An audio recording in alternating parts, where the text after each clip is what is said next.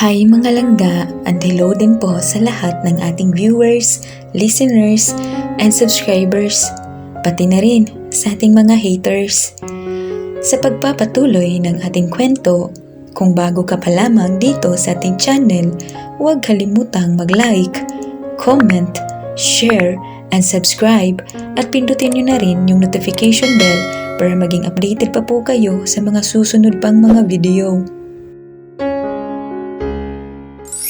Tunghayan po natin ang ika-17 kabanata ng Mafia Queen, My Wife. Ed's point of view.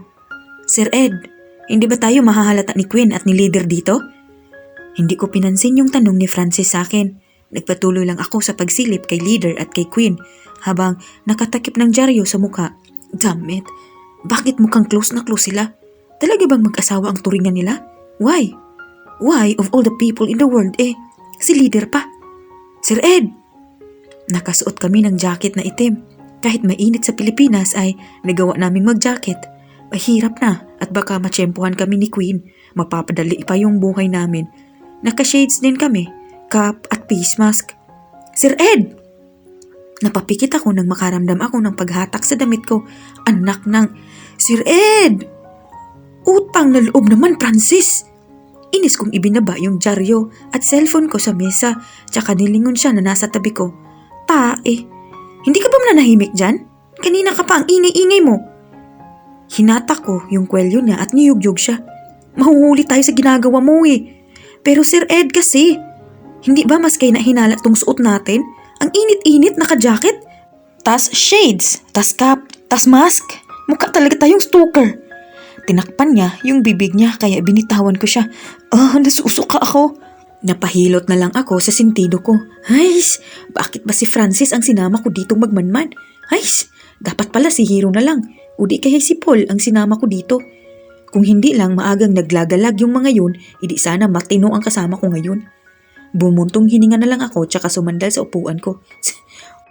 Doon mo yan isuka sa CR. Huwag kang magkakalat dito, nakakahiya ka. Tinulak-tulak ko siya kaya nagmamadali siyang tumayo at naglakad paalis, hawak-hawak ang bibig. Umiling ako, kahit kailan talaga hindi ko maaasahan si Francis sa mga ganitong bagay. Halos hindi ako nakatulog magdamag, kakaisip ng posibleng nangyari kay Leader. Hanggang ngayon, hindi talaga ako makapaniwala na buhay siya. 6 na taon na ang lumipas. Kitang-kita ko siya sa kabaong. Hindi ako pwedeng magkamali dahil ilang taon din kami nanilbihan sa kanya bilang mga tauhan niya. Imposible namang. Namamalik mata ako dahil nakikita ko siya ngayon. Buhay na buhay at patawa-tawa pa. Grabe, hindi talaga ako tinamaan ng antok kagabi kakaisip. Napapaisip tuloy ako kung gano'n nakalaki yung eyebags ko. Humigop ako sa tasa ng kape habang nakamasid pa rin sa kanila sa kabilang restaurant. Nakikita ko sila mula dito sa kinauupuan ko dahil gawa sa salamin yung humaharang sa fast food na to at sa mamahaling restaurant na kinakainan nila. May sinasabi si Queen habang nakatitig sa kanya si Leader. Naghihiwa siya ng karne at pangiti-ngiti habang nagsasalita. Ano? Pangiti-ngiti? Kailan pa natutong ngumiti si Queen? Umawang yung bibig ko habang nakamasid pa din sa kanila. Ibang klase. 6 na taon. 6 na taon na siyang Mafia Queen sa underground society pero ni minsan hindi siya nakita ng sino man na ngumiti. Ngumisi, oo, pero yung ganyan kaliwanag ng ngiti na tinalo pa ang nakakasilaw na araw? Nak ng teteng. Imposible talaga to. Hi, can I sit her? Biglang sabi ng kung sino at wala pag-aatubiling umupo sa harap ko kaya natakpan yung tinatanaw ko. Ngumiwi ako sa inis at tinanggal yung mask ko at shades. Tsaka siya tinignan para sigawan pero nalunok ko yata yung dila ko nang makita yung taong yun. Isang babaeng nakasuot ng itim na 3-piece suit. Laglag ang tuwid na itim nitong buhok na hanggang bewang at nakapatong ang isang sunglasses sa ulo niya. Singkit na mata, maputing kutis at makinis na balat. Manipis na pulang labi, maliit na matangos ang ilong, natural na mapupulang pisngi. Maamo ang mukha pero may matatapang na tingin. Ang ganda. Dugdug, dugdug, dugdug. Ano to? Bakit ang bilis ng tibok ng puso ko? Nagising yung diwa ko nang pumipitik siya sa hangin habang nakatingin sa akin. Nakatingin sa akin? Hey, okay ka lang? Namula ako nang bigla niyang idampi sa liig ko yung kanang kamay niya. Nangunot yung noo niya at umayos ng upo. May sakit ka ba? Namumula yung pisngi at tenga mo oh. Ngumiti ako ng alanganin habang di makapakaling. Nakahawak sa mga tuhod ko. Damit, nanginginig sila. Yung isang kamay ko nakakapit sa jacket ko sa may bandang dibdib. What the hell is happening to me? Kasi sino ang... Sabay kaming napalingon ng may isa pang babaeng naglalakad patungo sa direksyon namin. Pareha sila ng suot. Mukha silang men in black. Pero girl version. Nakanguso ito habang nakatitig dito sa Diyosa dito sa babaeng kaharap ko. Pangalan ba yun? Anong nangyari sa'yo, D? D? What the fuck? Anong klaseng mga pangalan yan? Okay ka lang ba? Pinagliba sa alpabet ng mga to. Yumakap yung babae dito sa Diyosa kay ano ba tong mga pinagsasabi ko? Si E. Sinapok ako habang nakapila sa counter. Pagsusumbong niya, tinuro niya yung likurang parte ng ulo niya. Dito niya ako sinapok. Hoy, babaeng otak shell. Dumating ang isa pang babae pero maikli naman ang buhok na hanggang balikat. May dala itong tray ng mga pagkain at mukhang astig sa suot-suot nitong shades. May kasama pa siyang may hawak din ng tray pero naka-straight face ito. Ano na namang pinagsusumbong mo dyan kay A, ha? Sirang-sira na image ko dahil sa'yo Manang-mana ka talaga kay Z. Pag-untugin ko pa kayo stop it. Nasa fast food tayo. Ang ingay-ingay mo. Saway nung naka-straight face. Ito kasing si D. Ngumuso siya sa babaeng sumaway. Kanina pa ko sinisiraan yung si D. Enough. Nahahawa na kayo kay Boss Liam sa pagmuso. Natulala ako nang tumawa siya. Shit, ang ganda. Tigilan nyo na nga yan. Wow. Nakita ko kung paano magliwanag yung paligid. Hinangin-hangin yung buhok niya habang nagsasalita. Kitang-kita ko kung paano kumorba yung labi na parang ang sarap-sarap halikan. Kumikintab yung buhok niya at pumipilantik yung mahaba niyang pilikmata. Nagkalat ang mga bulaklak sa paligid niya at naaamoy ko yung halimuyak ng amoy niyang nakakaantok sa bango. Nakarinig ako ng kakaibang musika mula sa kung saan. Teka, ito ba yung tinatawag ng mga tukmol na OST sa pinapanood nilang Koreanong palabas? Sumasabay pa yung beat ng puso ko. Sino naman tong itlog na to? Napalingon ako dun sa E. Binaba niya yung sunglasses niya habang pinapasadahan ako ng tingin. Wala na siyang hawak na tray. Ngumiwi siya at inis na nilingon yung babaeng D. Pwede ba? Patayin mo nga yung tugtog na yan. Buti sana kung anime opening song yan. Natuwa pa ako sa'yo. Bleh. Abat, nag-umpisa silang mag-away kaya napatayo ako sa gulat. Walang nag-atubiling umawat. Naupo lang yung babaeng naka-straight face sa tabi nung A. Pasensya ka na sa kanila. Kinamot ni Diyos nga sabi Yung ulo niya habang nakangiti. Nakakahiya naman sa'yo. Nakiupo lang ako tapos ang iingay ng mga kasama ko. Nakakaistorbo na ba kami sa'yo? Umiling-iling ako. Shit, bakit kang umingiti? Hindi, ayos lang. Ano ka ba naman? Sir Ed, bakit nag-table ka ng babae? Sinisinyasan ko si Frances na kadarating lang na manahimik. Tapos, bakit mga naka-black pa? Akala ko ba ayaw mo ng role-playing pagdating sa mga bakbakan sa kama? Hindi na siya nakapagsalita nang takpan ko yung bibig niya at hinila. Natigil yung dalawang babaeng nagsasabunutan. Nakatitig naman sa akin yung babaeng naka-straight face na ngayon nakakunot na ang noo. Then si Diyos natatawang na nakatingin sa akin. Shit, tang ina ng Francis talagang to. Pahamak talaga. Ano ba yung pinagsasabi mo pre? Sinong mahilig sa bakbakan na yan? NGSB ako. Hindi pa ako nakahawak ng babae sa buhay ko. Nilingon ko yung A at ngumiti. Pasensya ka na sa kanya Medyo may tupak kasi. Uuna na kami. Paalam ko tsaka tuluyang hinatak si Francis palabas ng fast food restaurant. Samantala, sa kabilang banda, on Agent A points of view. Napakamot na lang ako sa ulo ko habang nakatingin sa papaalis nilang bulto. Ang weird naman ng dalawang yun. Lalo na yung nasa harap ko kanina. Bigla siyang namula nung hinawakan ko. Ang creepy niya. Bukod sa namumula yung mukha niya nice one Ha? Nilingon ko si E dahil doon. Nakaupo na siya sa pwesto nung lalaki kanina at katabi niya si D na kumakain habang nakangiting tumango-tango. Nakuha natin ang kailangan natin. Anya sabay angat ng isang cellphone tsaka ngumisi. Ang kailangan na lang natin gawin ay ipa-track down yung mga member ng kahina-hinalang lalaking yun. Teka. Ano bang ginagawa ko? Takang tanong ko. Seryoso? Ano ba kasi yun? Tumawa si C dahil sa reaction ko. Umamin ka na eh. Ha? Ano nga aminin ko? Aminin mo nang sinadya mong makiupo dito sa pwesto ng lalaki kasi kanina pa siya nagmamasid kina bossing sa kabilang restaurant at i-distract siya para makalimutan niya yung cellphone niya. Plano mo din na sa harap niya umupo para matakpan yung pwesto nila bossing mula dito. Mahabang paliwanag ni E kaya napanganga ako. Isa tong malaking misunderstanding dahil nakiupo lang naman talaga ako. Ni hindi ko nga napansin na nagmamasid pala yung lalaking yun kina bossing. Nangawit lang na talaga ako kaya ako nakiupo. Ang talino mo talaga eh. Kaya ikaw ang leader namin eh. Umiling-iling na lang ako. Hayaan na nga. At least I did my job without even knowing it. Samantala, on Rohan's point of view, I'm standing in the front of their names, their graves. A lot of people lost their lives because of one person and I'm fucking searching for this person for over 9 years. Iisang tao lang ang nasa likod ng pagkamatay ng mga taong to. Pero hanggang ngayon, walang sino man ang may ideya kung sino ang may gawa nito. Lumuhod ako habang nakatitig pa rin sa puntod nila. The graves of Monica's parents and her brother, Marco. A very intelligent teen who lost his life 6 years ago, and right beside his grave is the Burdans, Miss Paula and Sir Henry's graves. Katabi rin ito ang pinaghihimlayan ng tunay na ina ni Kevin na si Miss Myrna na siyang orihinal na mafia queen bago pa si Monica. Nilingon ko na din ang mga lapidang nasa likuran ng mga ito. Ang mga lapidang pagmamay-ari ng mga batang namatay sa isang sunog sa ampunan. Ang ampunan na pinanggalingan ni Kevin bago siya dalhin ni Miss Paula sa mansyon ng mga Verdan. Tanging lapida lang niya ang wala dahil nandun iyon nakalibing sa sementeryo malapit sa isang liblib na lugar katulad ng hiling niya sa akin noon pa.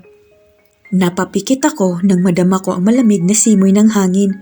Inalala ko yung huling sandali na kasama ko si Kevin at ang mga salitang iniwan niya na ngayon ko lang naalala.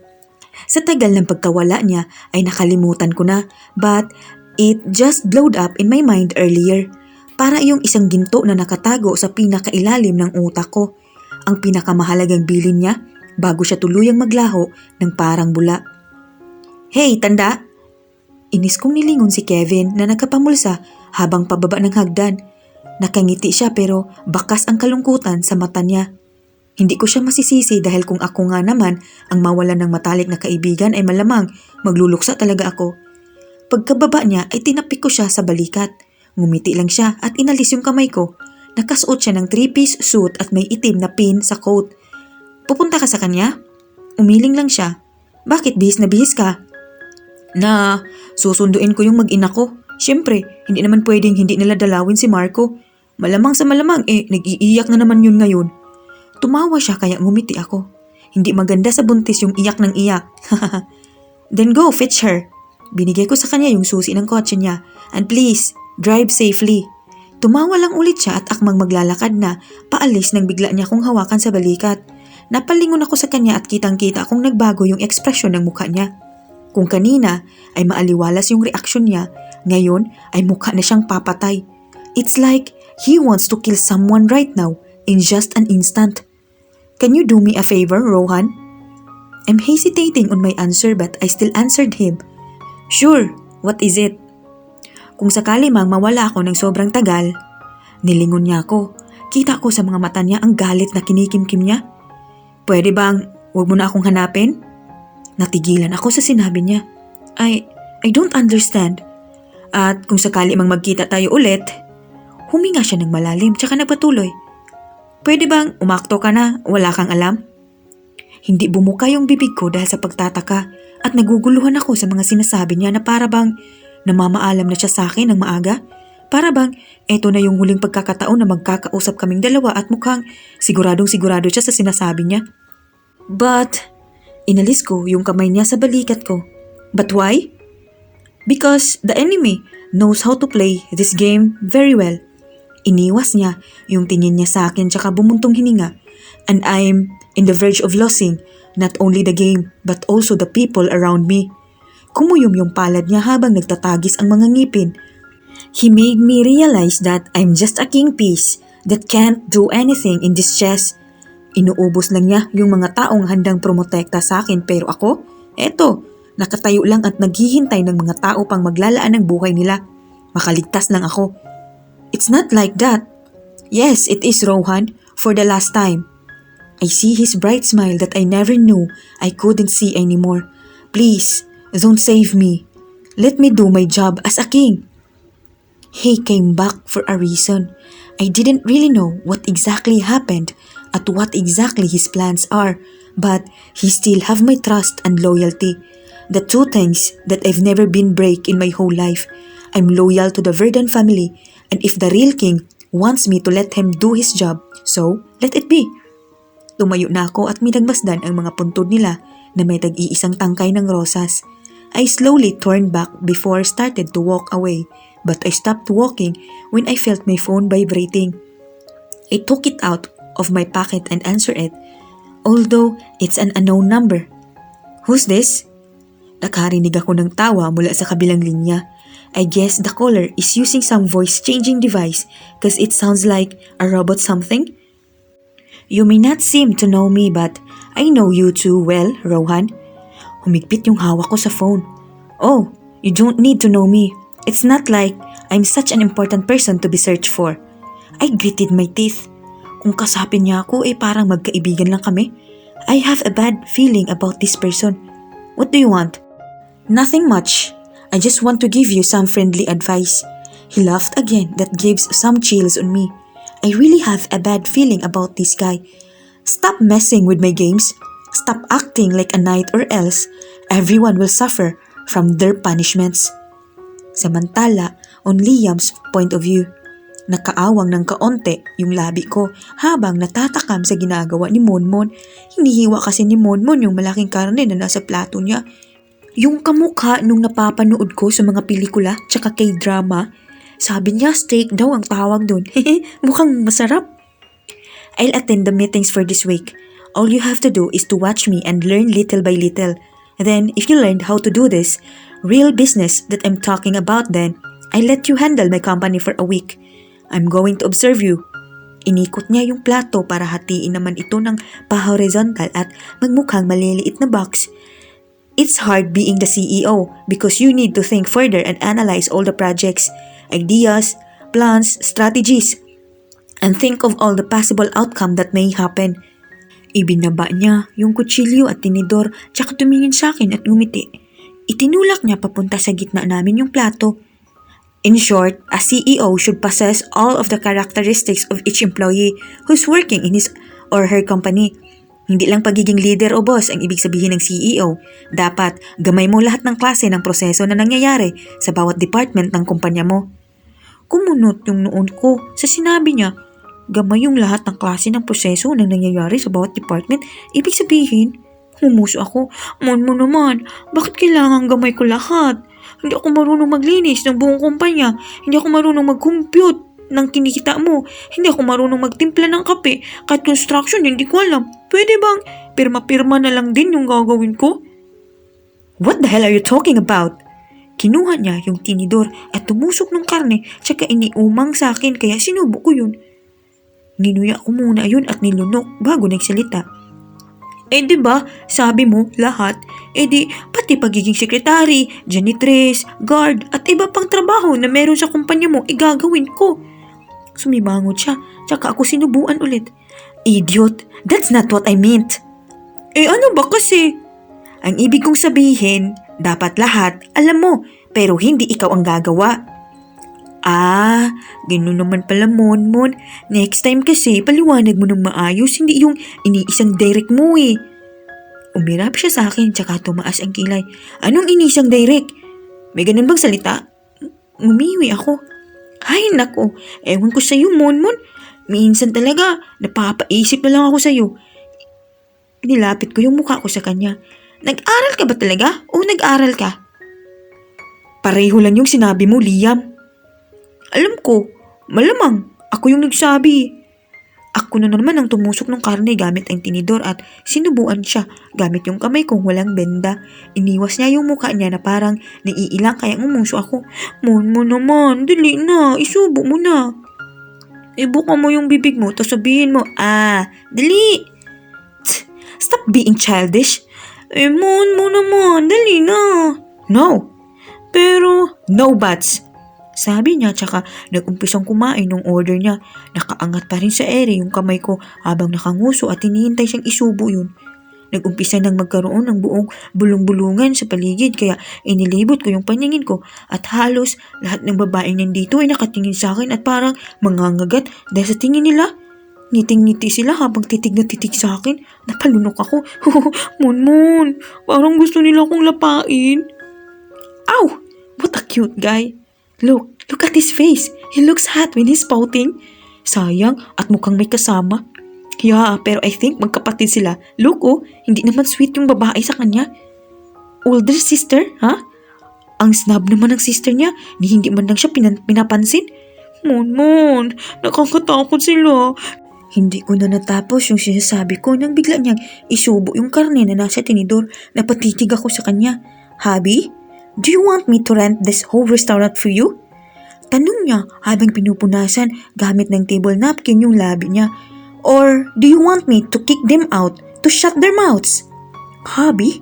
Ay, hobby daw.